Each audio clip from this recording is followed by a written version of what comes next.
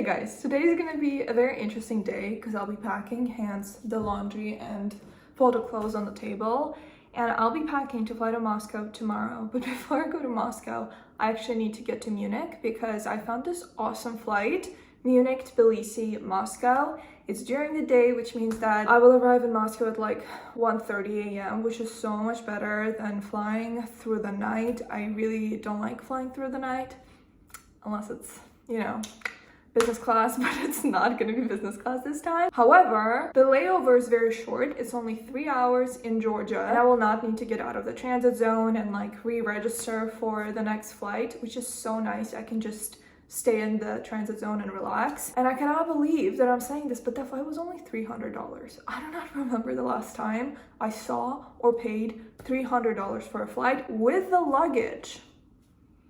Anyway, so I talked to my boyfriend about it. We decided to do a little road trip to Munich today and spend the night there at a hotel, which honestly, now that I'm talking about it, it definitely costs more than $300 the whole trip. But this way, it's an adventure.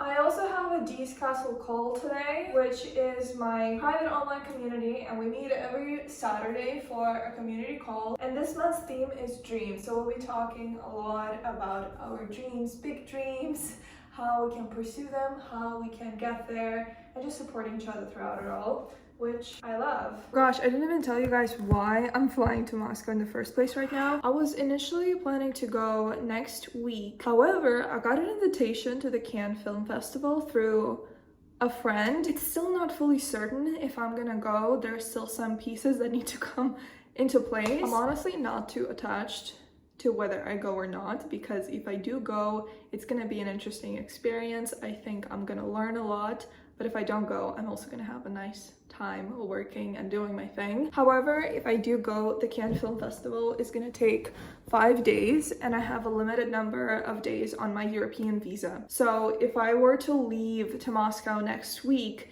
then I would have no more days left, and I would for sure not go to the Cannes Film Festival. But if I leave on Sunday, that will leave me with 5 days that I could potentially use if I do go. So just to leave that door open, I decided to pack up everything and fly last minute. I literally booked my flight yesterday, which is normal, to be honest. I typically book my flights a couple days before I go, just so I can decide. If I change my mind, I can change my mind. There's more I need to tell you guys, but right now I actually need to brew my coffee and go to the D's Castle call. How would you describe this call? Oh yeah, hi! Camila, you're so cute.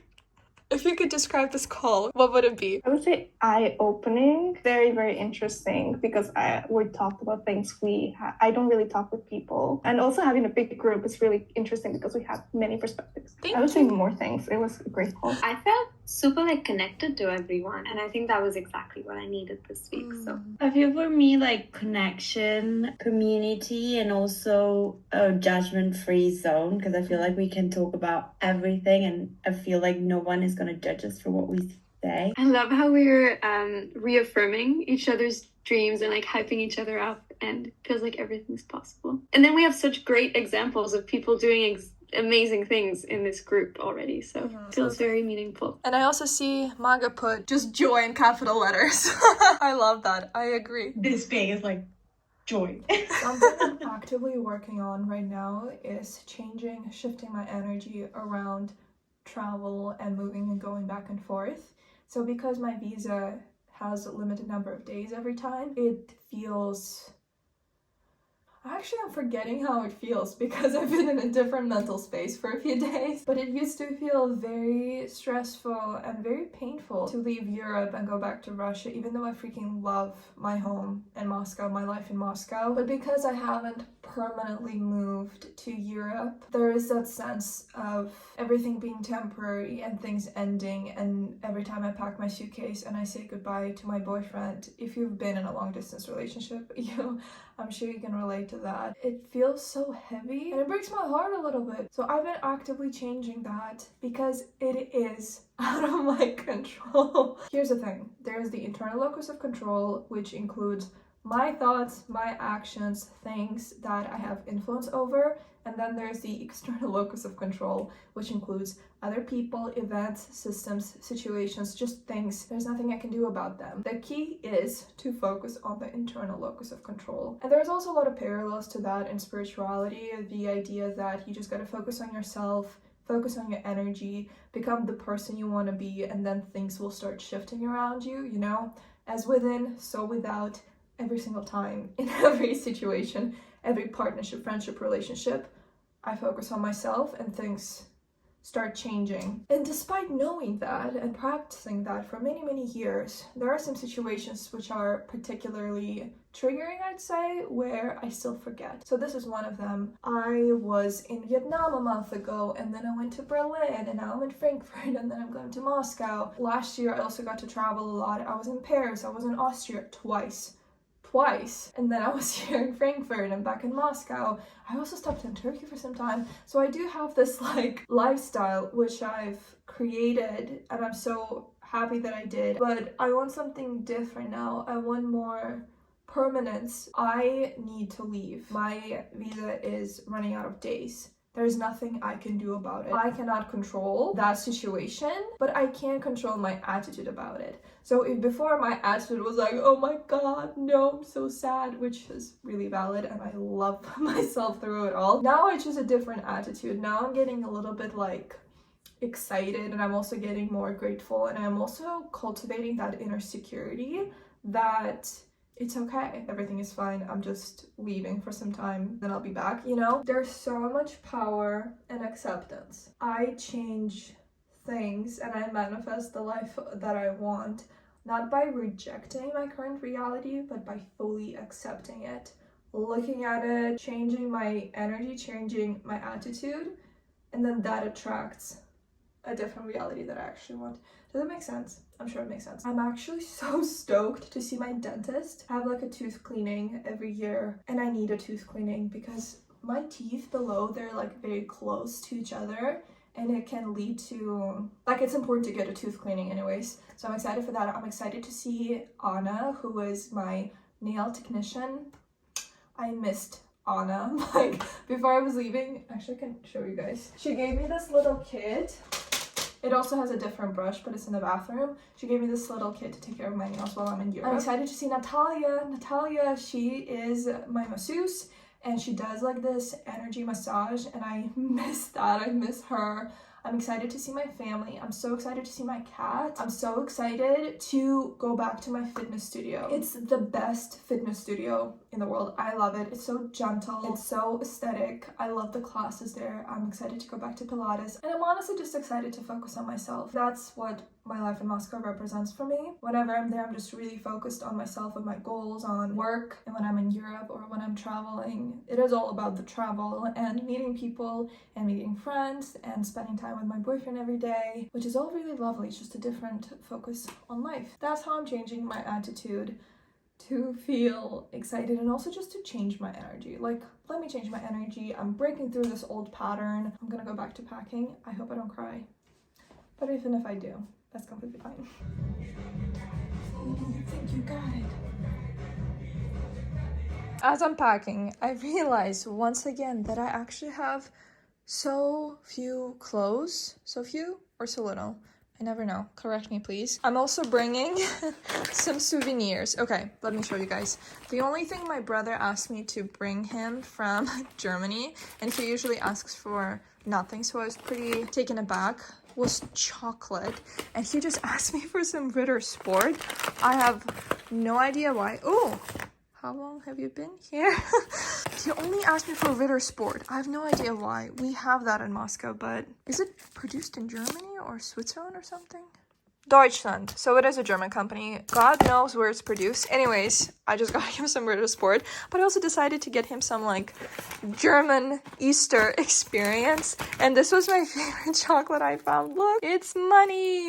I also got some souvenirs. When I was in Moscow, there are two coffee shops that I love, and they both had some memorabilia from Barn. So I started talking to the baristas, and they said that they know Barn. It's like a roastery in Berlin, which is my favorite. And so the baristas knew it in Moscow too, but they said that, you know, impossible to access right now. So I promised that I was gonna bring them some, and the lady didn't believe me. She thought I was joking, but I'm actually gonna bring some barn because I can imagine if I were working in a coffee shop that's literally called From Berlin, I would really appreciate this from a stranger. I'm also bringing some Vietnamese coffee for my brother and for my friend who's obsessed with Vietnam. Things like that, guys. Things like that. And by the way, if any of this is actually prohibited to be brought on the territory of Russia, then I didn't bring it.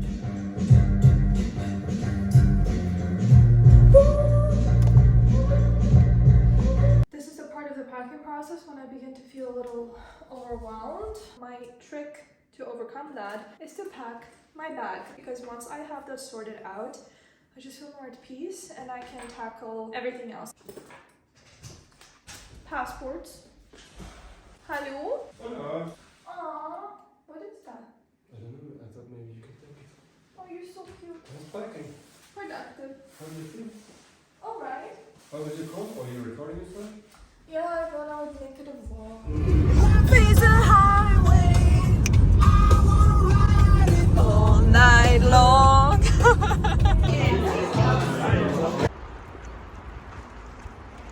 Good morning from Munich. We're having our breakfast on the go with a classic cappuccino und ein Brezel mit Schnittlauch Frischkäse. Yeah. Good. I need to leave to the airport and come with me. Don't worry, guys. I need to go to the air. I need to leave to the airport in an hour. So we're gonna catch some sunlight in the huge Munich park and then drive. I saw a lady walking barefoot and I remembered how amazing it is to do a grounding practice by just walking barefoot, and especially before a flight. It's a little cold, but it feels so nice. Imagine if I fall here. I would jump in to help get you out. This might be a little scary. What? Okay. That's it? Well, I wish I could stand there, but it's a little bit too deep. Or was it in suits, mudding? Yes. I think I'm crazy. I'm in the airport. I passed through all the security, and something that's been quite recent is that I feel a little bit nervous before I fly. I don't know why. Like that line before registration, just like any line, makes me feel nervous. So it's always like a practice for me to breathe in and breathe out and really ground myself and be very present. It's really interesting how the mind works, because there is no like actual danger. I'm just in line to get registered for my flight, but just breathing in, breathing out. I'm so thankful that I meditate, and I've been meditating for so long that it's just a practice to like calm myself down.